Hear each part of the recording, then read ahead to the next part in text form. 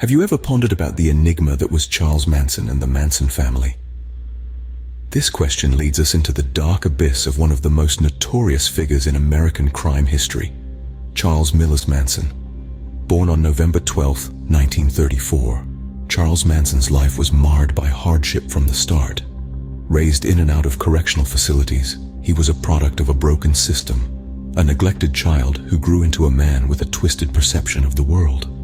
This disarrayed view of life led him down a path of criminality early on.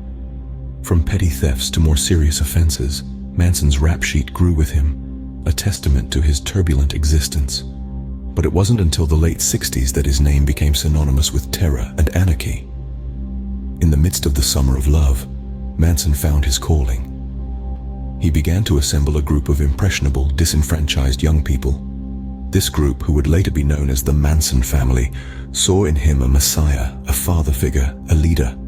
They were drawn to his charisma, his promise of a utopian society, free from the shackles of conventional norms. Yet beneath this facade of love and peace, a more sinister plan was brewing. Manson, with his manipulative charm, was slowly turning this family into an instrument of his twisted ideologies. His criminal history, once a series of disjointed events, was now taking a more coherent, albeit horrifying shape. His transformation from a petty criminal to the leader of a cult was not just a testament to his manipulative prowess, but also an alarming insight into the susceptibility of the human mind. The Manson family was not a result of Manson's charisma alone, but also a reflection of the turbulent times that made such a cult possible. Charles Manson was not just an ordinary criminal, but the mastermind behind one of the most notorious cults in American history. The year was 1967, and Manson had just been released from prison. Little did the world know what was about to unfold. Fresh out of prison, Charles Manson was not keen on returning. He ventured to San Francisco, where he found himself amidst the counterculture movement of the 60s. This was a perfect breeding ground for his manipulative tactics. Manson, with his striking charisma and a knack for manipulation, began to attract followers. These were mostly young, impressionable individuals, disillusioned by society and searching for a sense of belonging. This group of followers, who would later come to be known as the Manson Family, lived a nomadic lifestyle, often squatting in abandoned buildings or living in old-school buses. They shared everything, from their worldly possessions to their bodies, in a twisted interpretation of communal living. Manson, who fancied himself a messiah, preached a bizarre philosophy, blending elements of Scientology, fringe psychology, and his own warped interpretation of the Beatles' music. But it wasn't all peace, love, and music. Manson's control over his followers was absolute. He used a variety of manipulative tactics, from guilt and fear to sexual coercion and even hallucinogenic drugs, to maintain his control. His followers, in their adoration and fear of Manson, were willing to do anything he asked. Manson's charisma was magnetic, his control over his followers chilling. He manipulated them to believe that he was a reincarnation of Jesus Christ, and that a race war, which he called helter-skelter, was imminent. He convinced them that they would be the only survivors of this apocalypse and would inherit the earth. The Manson family was not just a group of hippies living an alternative lifestyle. It was a dangerous cult, led by a man whose charisma was matched only by his capacity for manipulation.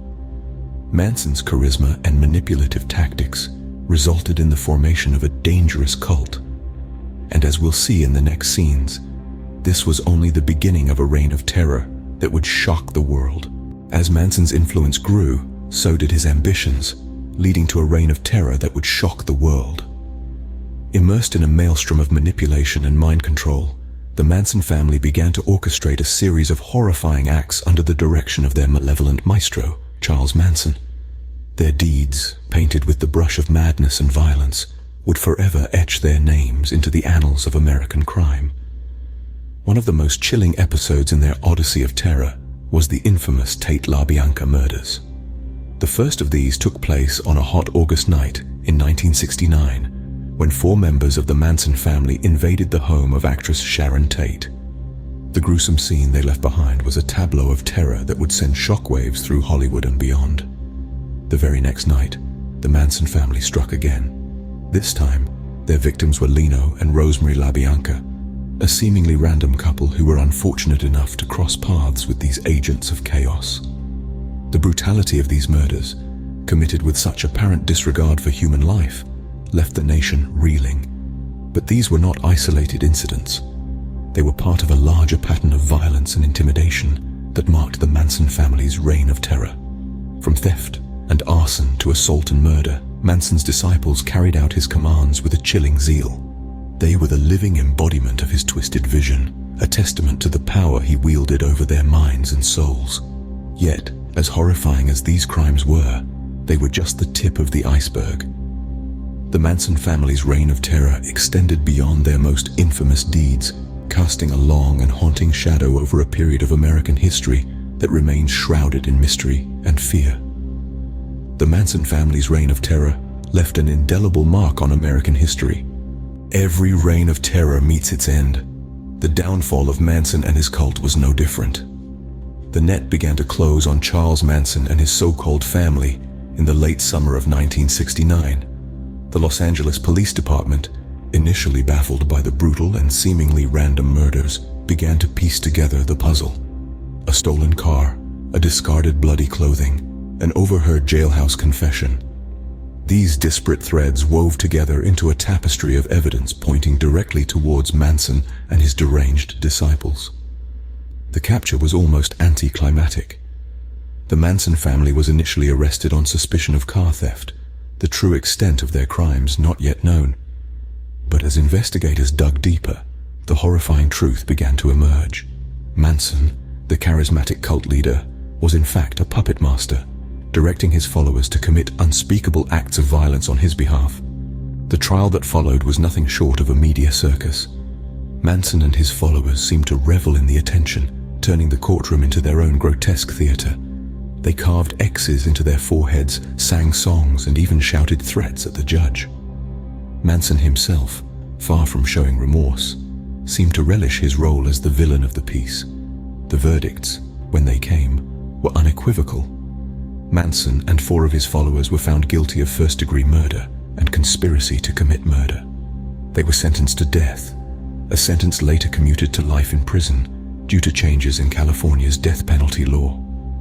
The end of the trial did not mark the end of the Manson phenomenon. The cult leader and his followers continued to make headlines from behind bars, their bizarre behaviors and outlandish claims captivating and repulsing the public in equal measure.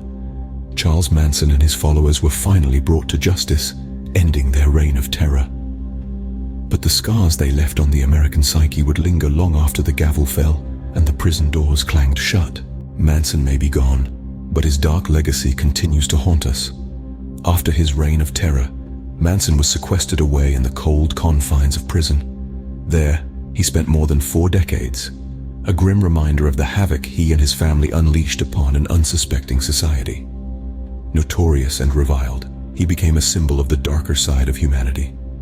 Manson's life was not without its share of quirks, even behind bars. He was denied parole 12 times. Ironically, he once noted that he didn't want to be released, stating that he was quite at home in the prison environment. It was there, in the sterile isolation of California's Corcoran State Prison, that Manson drew his last breath in 2017, leaving behind a world still grappling with his deeds. But the impact of Manson's crimes extended far beyond his own life and the lives he took. The Manson family's reign of terror became a cultural touchstone, a grim symbol of the dark underbelly of the 60s counterculture. Their actions, so brutally counter to the ideals of peace and love that defined the era, left an indelible mark on American society. Manson's legacy has permeated popular culture in ways few could have predicted. His name, his image, and his crimes have been referenced and reimagined in books, films, television shows, and music. He has become a symbol of evil, a boogeyman figure that continues to captivate and terrify in equal measure. What is it that draws us to these dark tales?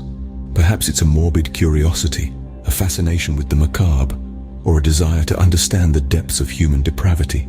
Whatever the reason, the story of Charles Manson and the Manson family continues to resonate, serving as a chilling reminder of the darkness that can lurk just beneath the surface of society.